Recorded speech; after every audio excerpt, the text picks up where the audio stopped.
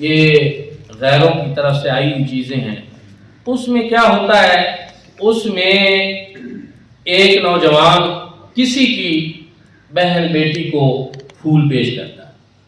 دوستان ذکر، آپ مجھے بتائیں کہ حضور نبی کریم صلی اللہ علیہ وآلہ وسلم نے ارشاد فرمایا الحیاء من الایمان، حیا ایمان میں سے بنیادی چیز ہے، اور عربی کا مقولہ ہے اذا فاتک الحیاء فافعل ما شئت، کہ جب حیا چلا جائے تو پھر تمہارا جو جی چاہے کرے۔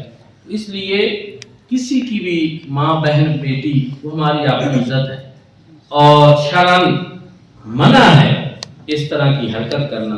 تو جب شریعت مطالعہ میں ایک چیز منع ہے تو پھر ایسی کسی بھی کوئی اس طرح کا دن منانا وہ ایک مسلمان کو زیب نہیں ہے۔ تو اس لیے ایسی چیزوں پر بھی جو ہے اجتناب کرنا وہ بڑا ضروری ہے۔